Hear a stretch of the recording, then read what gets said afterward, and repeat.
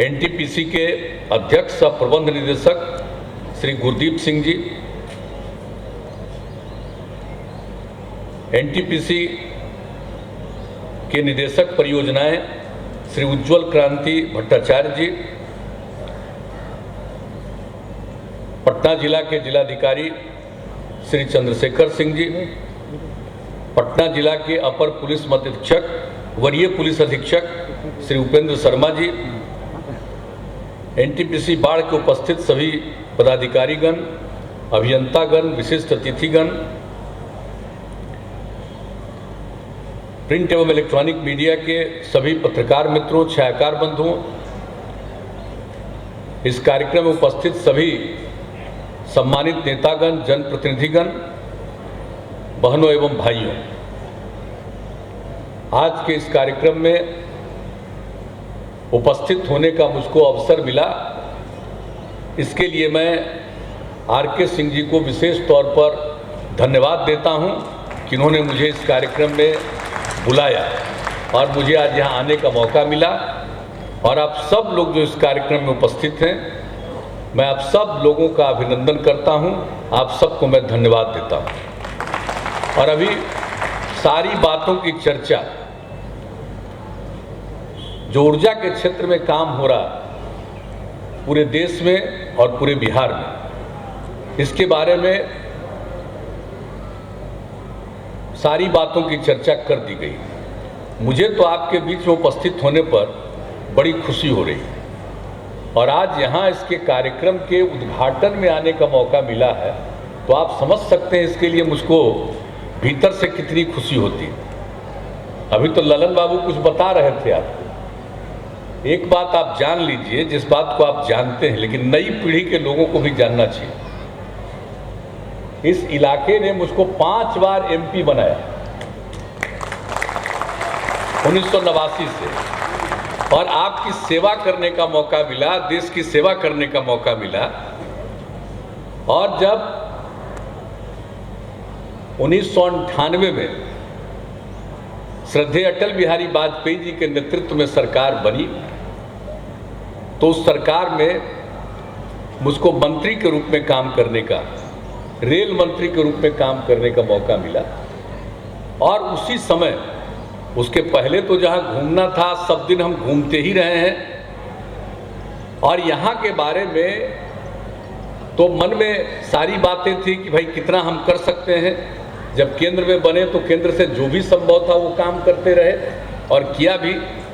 लेकिन इसके लिए बहुत ही एक महत्वपूर्ण बात आई, जब हम केंद्र में रेल मंत्री बने तो उस समय के जो केंद्रीय ऊर्जा मंत्री थे श्रद्धेय अटल जी की सरकार में, रंगराजन कुमार मंगलम जी, हमारे मित्र भी थे। अब वो आए मेरे पास और अपने इलाके के बारे में जो भी उनका रेल से संबंधित जितना मामला था एक एक करके बोलते रहे, और हमने अधिकारियों को भी बुला लिया था, एक एक को सैंक्शन हम करते गए। उनका 5 काम था, 5 को एक दिन के ही बातचीत में हमने सैंक्शन कर दिया। वो इतना प्रसन्न हुए, कहे कि भाई हमको तो लगा नहीं था कि कोई मेरी इतनी बात मान लेगा। इतना खुश होकर के वो चले गए। और उसके कुछ ही दिन के बाद जब चल रहा था पार्लियामेंट, उसी बीच में एक जगह हमको आकर के बोले कि अरे भाई, हम आपके यहाँ लगाएंगे थर्मल पावर प्लांट आपके क्षेत्र में, आप जगह बता दीजिए।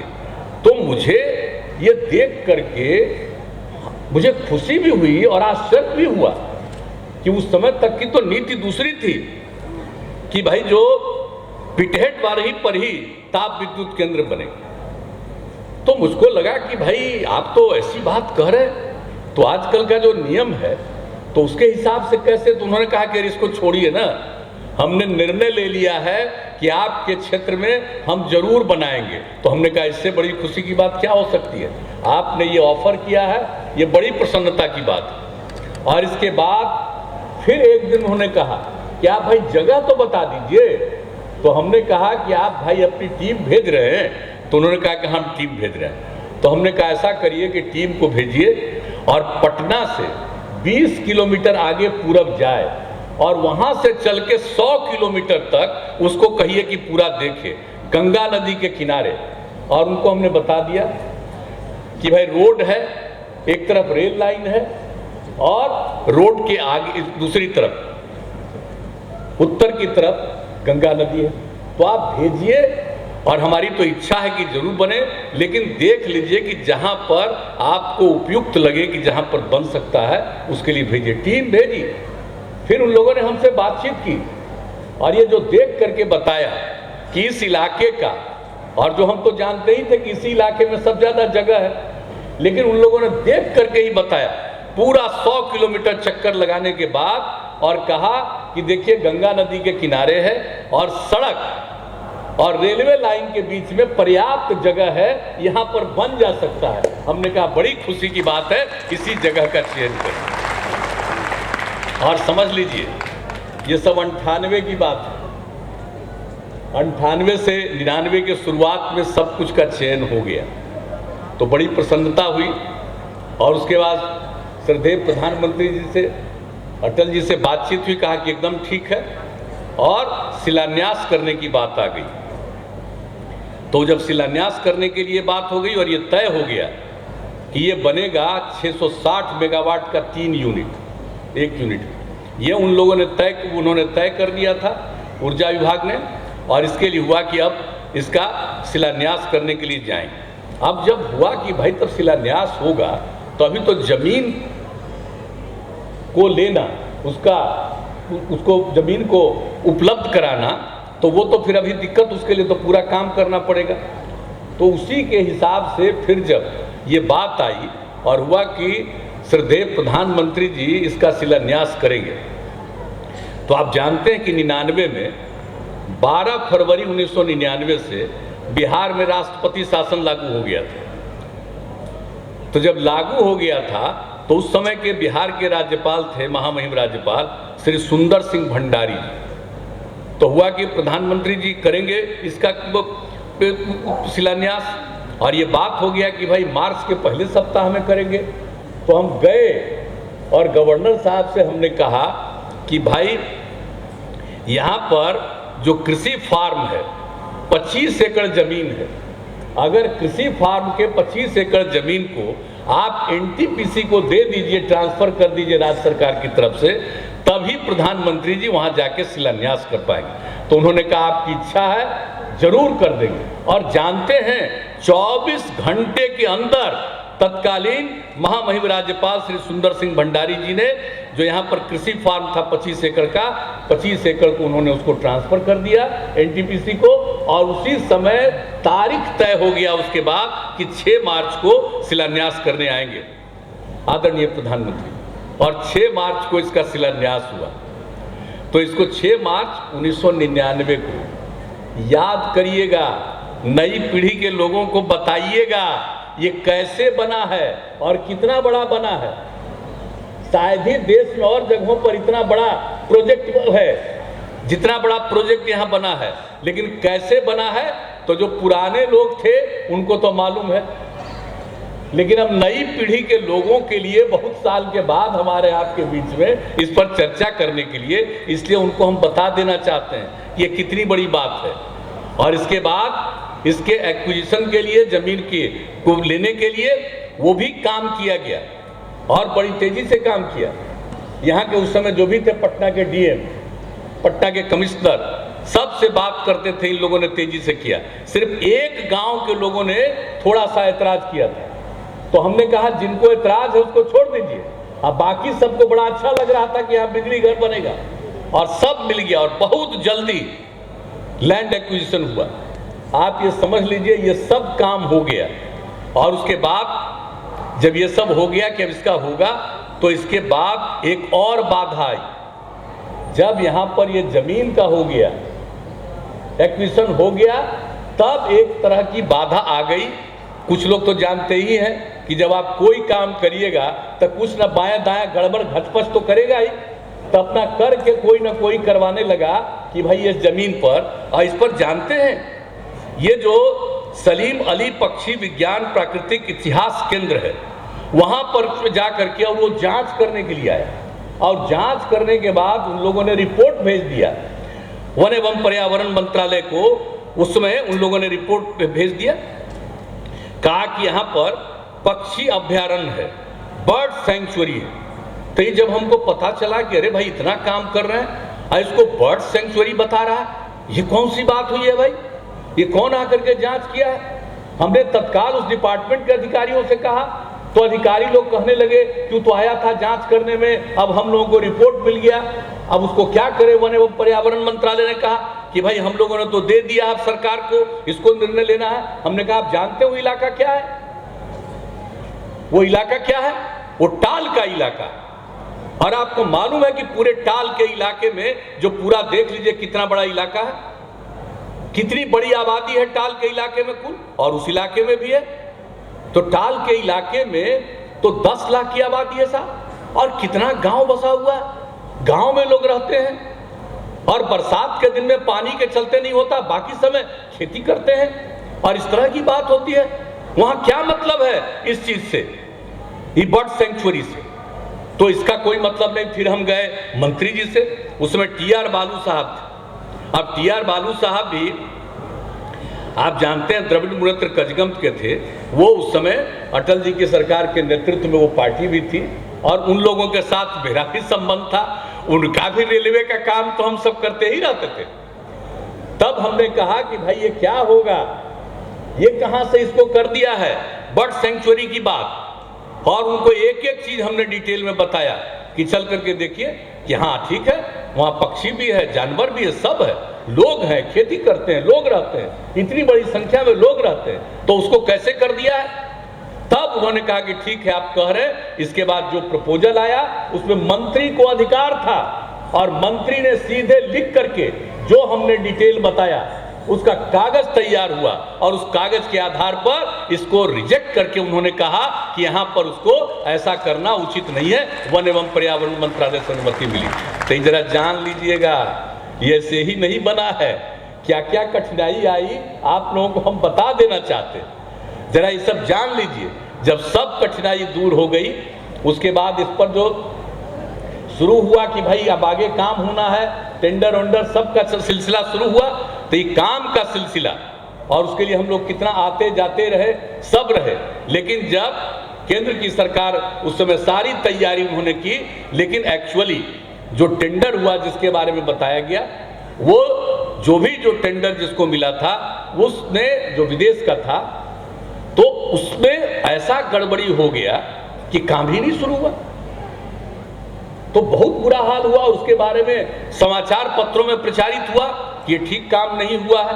अब उस समय तो हम लोग यहाँ आ गए 2005 में, फिर अब तब से लेकर के तो हम आपकी सेवा कर रहे हैं, बिहार की सेवा कर रहे हैं। तो ये उसी समय 2005 में हो गया था, फिर पता चला कि ये ठीक नहीं हुआ। तब जाकर के जब ये सारी बात हुई, तो उस समय के जो भी थे मंत्री वो आए यहाँ, और उनसे हम लोगों ने बातचीत किया, और बातचीत करने के बाद ये सब कुछ सब मिला करके इस काम को फिर किया गया। और उस काम को करने के कारण जब यहाँ पर काम फिर प्रारंभ किया गया, ये आप समझ लीजिए उस समय भी बाधा आई। तो 2006 में जब हम लोगों की सरकार थी, तब वो यहाँ पर आए थे, और जो केंद्र में मंत्री थे, तो उसमें 2006 में बैठ करके बातचीत की गई, और बातचीत करने के बाद उसमें कांग्रेस की सरकार आ गई। तो जब मंत्री आए उनके साथ पूरी बातचीत हुई, कहा कि इस पर काम जल्दी शुरू होना चाहिए, तो कहे कि देख रहे। फिर हमने कहा कि भाई अब काम जो पहला फेज था, तीन यूनिट था 660 का, तो आप तो कम से कम ये देर हो रहा है, तो आप इसका और एक्सपेंशन कर दीजिए, 2 यूनिट आप और 660 मेगावाट का तय करिए। वो मान लिए, और 660 मेगावाट का 2 यूनिट बनाने का 2006 में तय किया, और उस पर काम शुरू हुआ। वो तो पहले बन के तैयार हो गया, अब तो पूरे तौर पर तैयार था। और दूसरा यूनिट में काफ़ी देर हुआ, जब सरकार वर्तमान आई, इन लोगों ने 2014 में उसको रिजेक्ट किया, और उसके बाद फिर नया टेंडर करके जो काम शुरू करवाया आपको बता दिया गया है। एक हो गया 3 यूनिट में, पहला यूनिट का 1 का हो गया, जो इसी साल शुरू हो गया, इसी महीने शुरू हो गया 12 तारीख को। आज उसका औपचारिक रूप से हम लोग आए हैं उसका शिलान्यास ये उद्घाटन करने के लिए। लेकिन इसके बाद अगले साल अगला हो जाएगा 260, उसके अगले साल तीसरा हो जाएगा, मतलब पूरे तौर पर होगा। और माननीय हमारे केंद्रीय मंत्री जी आर.के. सिंह साहब ने बताया, आपको सब चीज़ के बारे में बताया, एक एक चीज़ के बारे में सब कुछ बताया गया। तो हर तरह से अब जब काम शुरू हो गया और कितना प्रोडक्शन हो रहा, आज जो हम लोग देखने गए तो 660 मेगावाट का है। आज 660 मेगावाट से ज़्यादा, आप समझ लीजिए, आज ही देखा 678 मेगावाट। आप जरा सोचिए 678 मेगावाट हो रहा होगा, तो आप समझ सकते हैं कि कितना बढ़िया काम हो रहा। इसके लिए तो मैं विभाग को बहुत बधाई देता हूं, आर.के. सिंह साहब को और पूरे एनटीपीसी को, सब लोगों को हम विशेष तौर पर बधाई देता हूं। इन्होंने जो काम करना शुरू किया, तो आज कितनी खुशी की बात है, तो आप ये समझ सकते हैं। इसलिए सब लोगों को मैं इस बात के लिए बधाई देता हूं। और ये सब काम यहाँ पर अब शुरू हो गया है। और इसी तरह से कई काम जब यहाँ पर हम लोगों ने, आप जानते हैं, एक बात जान लीजिए, और जब बाढ़ का काम आई, बाढ़ का काम कौन, जब हम आपको बता दिए, रंगराजन कुमार मंगलम जी अब इस दुनिया में नहीं है, उन्होंने हमको कहा और तब जाकर के यहाँ का तय हुआ। लेकिन जब ये सब तय हुआ था उस समय औरंगाबाद में ये चर्चा शुरू कराया गया कि पहले से औरंगाबाद तय था, ये औरंगाबाद का बंद करा के ये बाढ़ का कर दिए। ये सब अफवाह फैलाना शुरू किया। हमने कहा भाई तो बड़ी गलत बात है। और जब ये अफवाह फैलाना शुरू हुआ तो उसके बाद हमने तय किया कि देखिए, हम गए औरंगाबाद, हमने कहा कि ये बिल्कुल गलत बात है, लेकिन हम औरंगाबाद के लिए भी करेंगे। और रेल मंत्री के रूप में हम लोगों ने औरंगाबाद के लिए भी एक वहाँ पर बिजली स्थापित करने का 1000 मेगावाट का हमने तय करवा दिया और उस पर काम भी शुरू कर दिया। 3 यूनिट पूरा हो चुका, ये सब चीज़ें बात तय हो गई, ये काम शुरू करवा दिया। और उसके बाद जब इस राज्य में सरकार हम लोगों की चल रही थी, उसके बाद फिर हमने कहा, वो तो हम रेल मंत्री के रूप में किए थे, अब बिहार सरकार की तरफ से औरंगाबाद में भी हम लोगों ने 660 मेगावाट का 3 यूनिट हम लोगों ने तय किया। और एनटीपीसी के साथ हम लोगों का समझौता हुआ, 50-50 इसमें पार्टिसिपेशन रहा और उस पर काम शुरू हुआ। और 2012 में उसका शिलान्यास किया। कितने तरह की वहाँ समस्या आई थी, सब समस्या का समाधान हुआ और वहाँ पर काम शुरू हुआ। लेकिन बाद में आप जानते ही हैं, जब हमारे आर.के. सिंह जी केंद्रीय मंत्री रहे, एक बात हम लोगों ने कहा कि भाई हम लोग बिहार में तो बहुत काम कर रहे हैं, अभी तो आपको सब कुछ बता दिया इन्होंने। फिर हम लोगों ने कहा कि भाई ये राज्य सरकार करेगी तो इससे अच्छा है कि क्यों नहीं पूरा का पूरा हम एनटीपीसी को दें। तो शुरू में तो एनटीपीसी को लगा कि भाई ये काहे हम लोगों को करिएगा, फिर बड़ा आग्रह किया, इनके साथ बहुत बात हुई, कई लोग एग्री किए। एग्री करके हम लोगों ने राज्य सरकार की तरफ से सारा यूनिट हम लोगों ने ट्रांसफ़र कर दिया और इन्होंने स्वीकार कर लिया और तेज़ी से और काम करा दिया। आज सब जगह का काम पूरा हो गया और यहाँ का भी काम पूरा हो रहा। और जो जानते हो औरंगाबाद का, उसका भी काम हो गया कई जगह, तो एक एक जगह का काम हो गया। और आप जानते हैं कि अब तो बिहार में एनटीपीसी की तरफ से काफ़ी दिया जा रहा है, 6000 मेगावाट करीब है, 7300 लग गया, तो उसका जो भी है और आप चालू होगा। तो अभी तो आप जानते हैं, एक बात और भूलिएगा मत, कौन कौन लोग बिना मतलब का प्रचार करते रहता है उल्टा पुल्टा। आज मौका मिला तो हम आज आपको कह दिए। अब पहले ये क्या था, जब हम लोग को काम करने का मौका मिला तो 2005 में यहाँ कितनी बिजली की खपत थी? 700 मेगावाट बिजली की खपत थी और उसी को हम लोगों ने बढ़ाना शुरू किया। और आपको मालूम है कि हर घर बिजली पहुंचाने का निर्णय जो हम लोगों ने ले लिया और जिसको बाद में इन्होंने स्वीकार किया कि बहुत अच्छा काम है, अब तो देश भर के लिए कर दे रहे हैं। हम लोगों ने बिहार में काम शुरू किया, इन्होंने उसको भी अडॉप्ट किया और सब कुछ जो किया गया। तो आपको मालूम है ना कि अब बिहार में बिजली की खपत कितनी है? 6600 मेगावाट से भी ज़्यादा है। तो इस प्रकार से आप समझ लीजिए। तब कई तरह की बात लोग बोलते रहते हैं कि हाँ ये कमी है वो कमी है। अब बीच में जो फ्लड का समय था उस बीच में बिजली पर कई प्रकार का संकट दुनिया भर से देश को आया था, तो बिजली की आपूर्ति घट गई थी, तो कई तरह के लोग शिकायत करने लगे थे कि अरे भाई बिहार में तो ऐसा हो रहा वैसा हो रहा, जान ही नहीं रहे कि अरे भाई कभी भी कोई संकट आएगा, कई तरह की समस्याएं आएंगी, तो समस्या से लेकर के तो कुछ कठिनाई आएगी।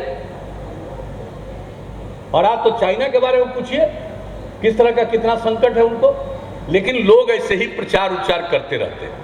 लेकिन जरा इसलिए उनसे पूछना चाहिए, इस तरह का लोग प्रचारित करते हैं जो अंड बंड बोलते रहते हैं, उनसे पूछना चाहिए कि आपके राजपाट में कितना बिजली की आपूर्ति थी, अब आजकल कितने बिजली की आपूर्ति, हर घर हम लोगों ने पहुंचा दिया, जितने इच्छुक लोग थे सबको पहुंचा दिया, और कितना ज़्यादा हम लोग उसमें कंसेशन दे रहे हैं, हर तरह से सुविधा दे रहे हैं, सब प्रकार की बात हम लोग कर रहे हैं। तो ये सब काम हुआ है। तो आप लोगों को यही कहना कि अब जरा सोच लीजिएगा और नई पीढ़ी के लोगों को भी ठीक से बता दीजिएगा कि कैसे बना, किस तरह से आया। विधायक जी को भी तो मालूम है, ये तो साथी थे जो ये करते रहते थे, तो सबको मालूम।